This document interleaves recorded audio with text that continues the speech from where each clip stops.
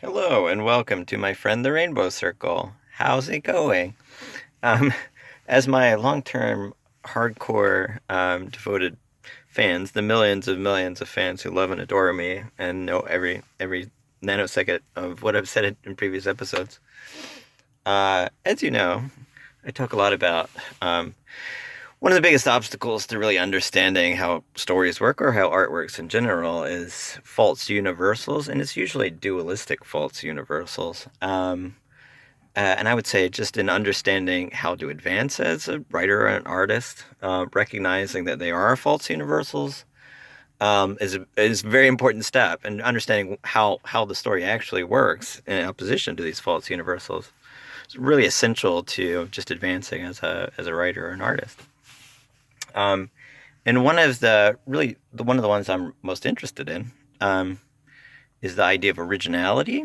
Um, Originality versus derivativeness. And there's a grossly oversimplified false universal related to originality and derivativeness. That's not the best word for it, is it? Derivativeness. Unoriginality, I guess. That, if you set that up as a binary and you said, which one is better, originality or unoriginality? Of course, you'd say, of course, originality is good and unoriginality is bad. But that sets up a false university, really a false universal, really impractical false universal.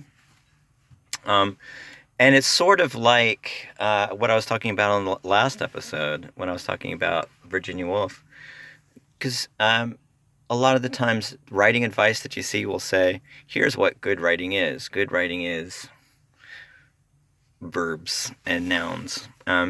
I saw this on Facebook just after I did that video. Somebody said, what do you do to improve writing on the sentence level?"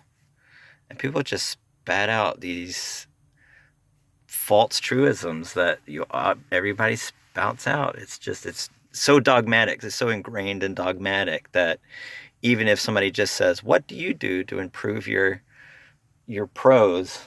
People just say, "You improve your prose by eliminating adverbs." Yeah, I've heard that before. Ironically, super unoriginal. But anyway, not going to complain about that. But I think the way you treat originality versus unoriginality, that whole concept, is kind of similar to the prose question. Like I said, what really works is what you really want. It's really contingent on the sort of effect that you want. So, you could say, show don't tell always, and that's false. It's a false. It's a false universal. It's a false duality. It works a lot of the time, sure, whatever, but it's highly impractical to apply that in every single case, and you can end up with a really bad prose that way by adhering to that dogmatically. And then you say, if that's a universal, how can you possibly say Virginia Woolf is great? But you can say Virginia Woolf is great, therefore show don't tell is not a universal. So it's sort of like with originality, it's just that really overly simplified false universal that originality is always good and unoriginality is always better. But if you think about it as a contingency, what do you want out of the originality? What sort of effect are you aiming for? It matters really deeply what you want your audience to take from it. So that's a much more of an egalitarian approach to good and bad, to say, is originality good or bad? Well, it depends on what your aim is, what your desire is. So I try to write just a variety. I try to come up with entirely new forms. I mean, that's something I'm very interested in. Why am I interested in it? Because I'm going to get a lot of attention from an audience? Well, no, of course not. So my aim there is not to be beloved of an audience. My aim there is to discover new possibilities of what a story can be. But on the other side, I do enjoy working with very familiar forms. So there's a story that I'm working on memorizing for my for an open mic tomorrow, for the Writers Weekend open mic tomorrow, called My Brother the Cyclone. So the whole idea that I had just starting off is I was thinking, a form like Forrest Gump. So it's a derivative form in the sense that Forrest Gump is such an interesting way of approaching a story, and Virginia Woolf in Orlando did it before Forrest Gump did, but that was just the one that popped into my head. But Orlando encounters all these historical events, and she runs into all these famous people, and she sort of ties he. I mean, it's kind of a tricky pronoun with Orlando. I'm saying she. I mean, the rule of thumb I have with characters who change gender, and there's not a whole lot of them, but is the gender they end up at the end of the story. And that's with Ozma and Orlando. There's not a whole lot of other ones. I have a whole video about those. But I'm saying Orlando is the she just because that's what she ends up by the end of the story. But she lives 200 years, and she encounters all these famous people. And that's, Forrest Gump does the same sort of thing. He happens upon all these different significant historical events. And so I thought it would be fun to do a story. It's called My Brother the Cyclope. Thought it would be fun to do a story where, there's a guy who's born a cyclone, where he plays he and his brother play Pecos Bill riding the cyclone in Wild Bill's Wild West show and Congress of the Rough Riders of the World. Just a fun sort of period of lots of crazy stuff that you could talk about. But also tying that with the first Enmascarada in Lucha Libre, Enmascarada Maravilla, who was also, his other identity was El Ciclone. Thought that would be a fun sort of connection. But then, as a climax of the story, the Cyclone plays the Cyclone in Wizard of Oz. I have a Wizard of Oz obsession. So I thought it would be fun to do like that sort of Forrest Gump structure. And it's a unique sort of a structure. There are very few stories that exist using that structure. There's a very, very small number. It's hard to think beyond Orlando and Forrest Gump. There's a handful of others.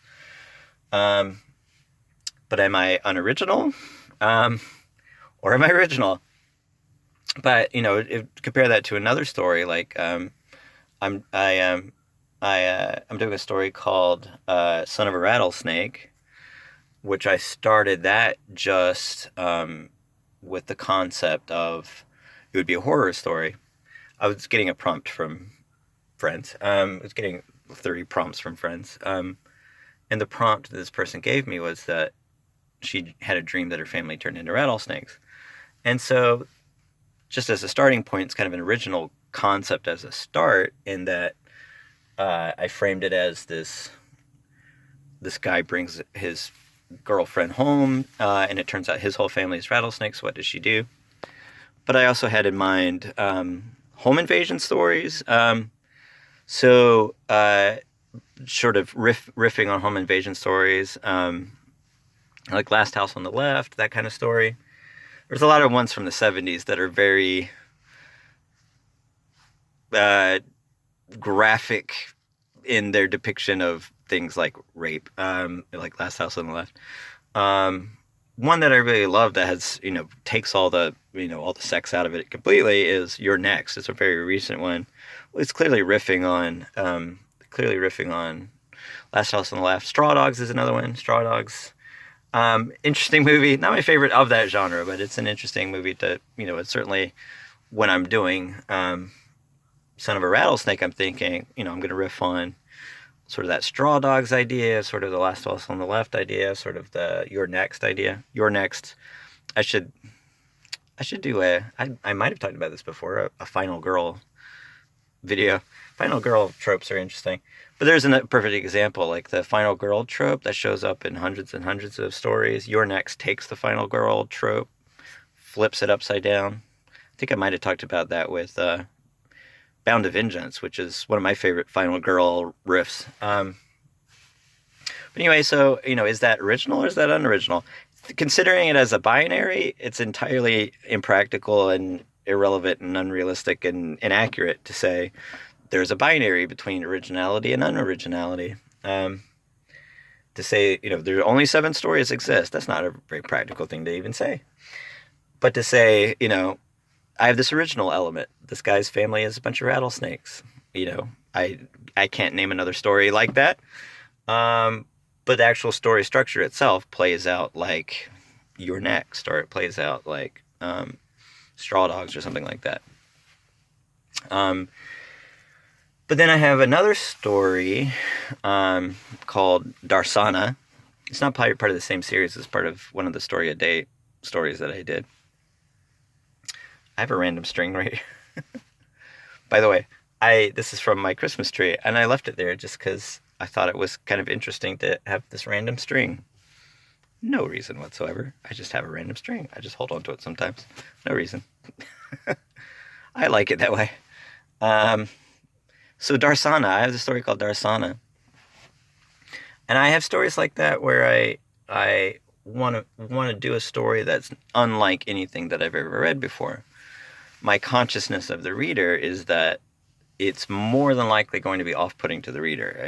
More than likely, if I have a story like Darsana and I present it to a reader, they'll have difficulty really placing it, and the post-rationalization that comes from a highly original story tends to be, and this is kind of where I started fixating on post-rationalizations. The storytelling fallacy is another word for that. If you see something really original, it may be good, but your post-rationalization first response to something that you're unfamiliar with is that the unfamiliarity of that makes it bad, and that's just not true. This is part of the flaw of the workshop system. The workshop system is deeply flawed on every level. It is a very bad way to learn to write, and it's a very bad representation of what actual good and bad writing are, because it leads to dogmatization. It prioritizes false universal dualities that turn into dogma. So it furthers the deeply flawed misconceptions about how stories work. But one of the reasons it does that is because of post-rationalization. So it is structured to favor conformity. So it's structured to favor unoriginality.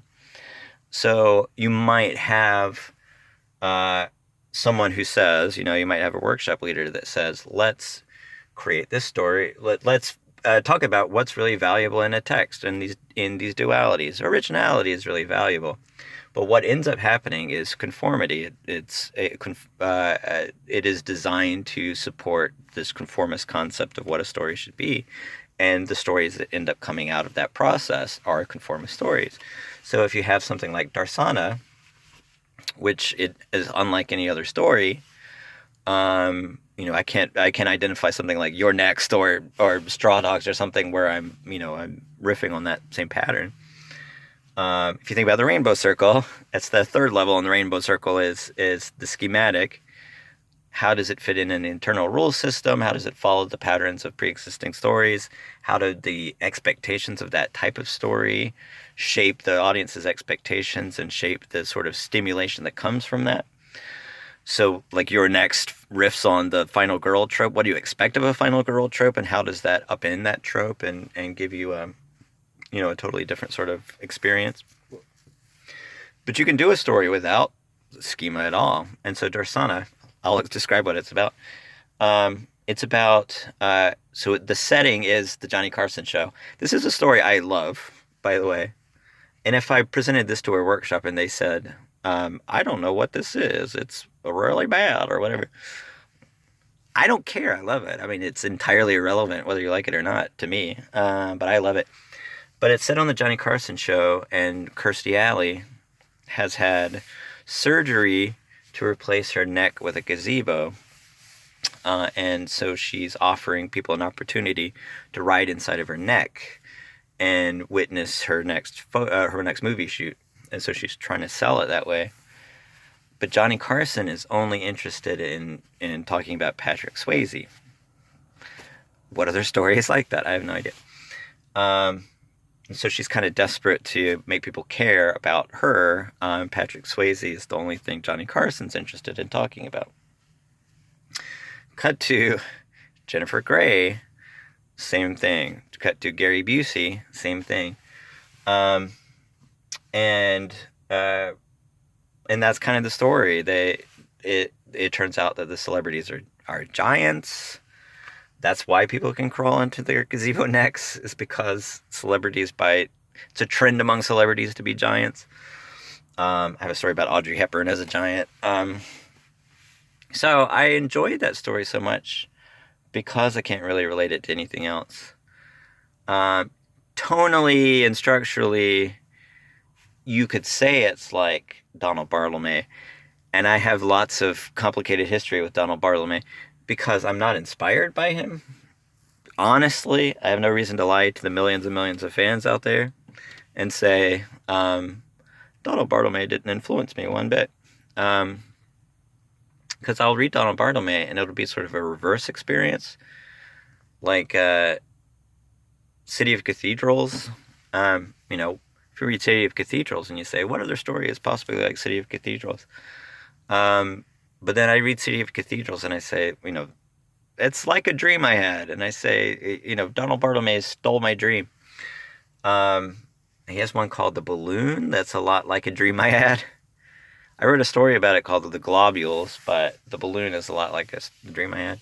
So there's nobody like Donald Barthelme because I'm writing a story unlike a story anyone else would write. It's like Donald Barthelme. So that's the weird sort of function of originality. So I do want to make sure that when I'm writing something that's that the delight that I take from it is that it is unlike any other story, then I have to be conscious that somebody reading it might be a fan of Donald Barthelme, and they might say, "Oh, that's not really original. That's just a Donald Barthelme ripoff." But that's the weird sort of thing that comes with originality. If you have a dozen stories that are similar, that's not intrinsically a flaw necessarily. That's a genre. Some people say genre is always bad, and that's ridiculous. Literary fiction is a genre.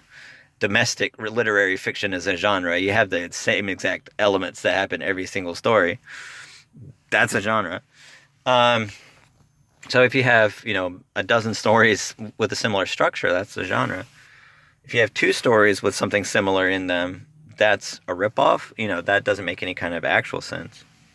So after I wrote Darsana, I realized that in a very, very, very minimal sort of way, it's kind of similar to Being John Malkovich, where, and I love Being John Malkovich. I don't love Donald Barthelme. I do love Being John Malkovich, although Eternal Sunshine is my favorite Charlie Kaufman movie.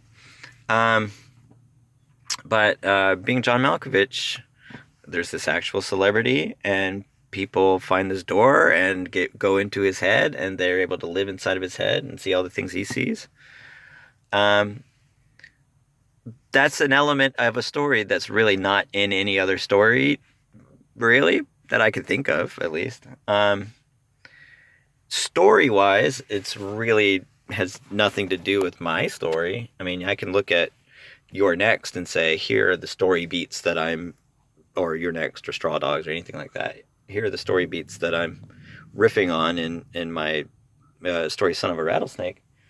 There's a lot of basic story beats that are very similar, and I'm okay with that. It doesn't bother me that there are story beats that are similar, because I like to riff on story structures and take something familiar and mix it with something unfamiliar. That's just something you can do. That's entirely valid.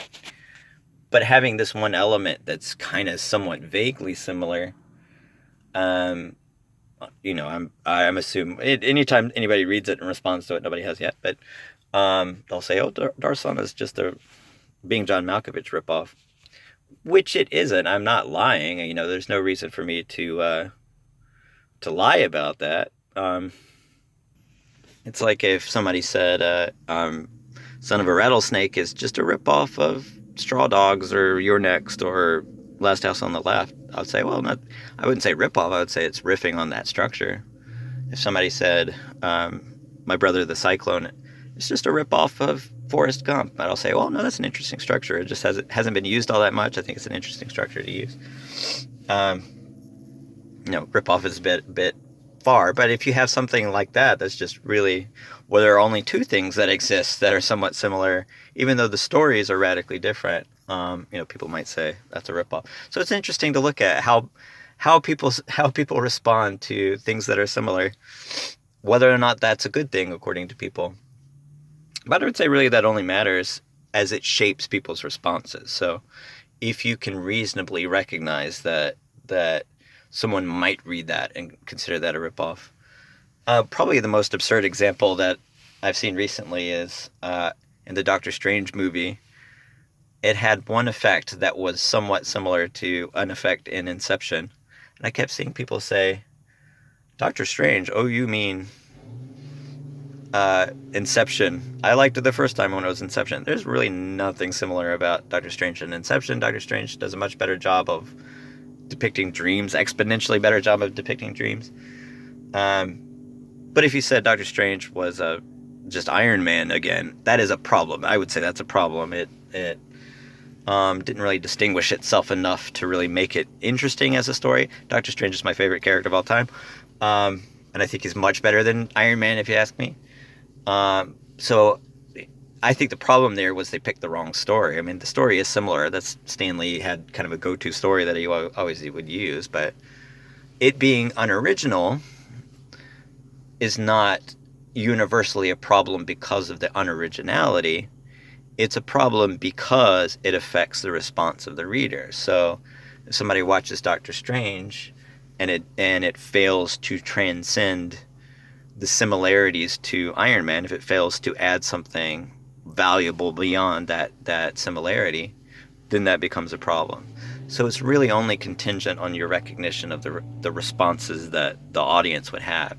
It's not a universal. It's just a factor in recognizing the response that an audience might have. That's a much more practical way of considering pretty much all factors in storytelling. Anyway, that's my sermon for the day. I'm going to work on memorizing My Brother the Cyclone. I'm trying to do it like an old medicine show person. I have one day to memorize this, so I doubt I'm actually going to achieve it. But we will see. I might break into I Believe from the Book of Mormon. That would be my go-to safety in case I fail to memorize it. I'll just start singing the Book of Mormon. But anyway, I will see you on the next episode.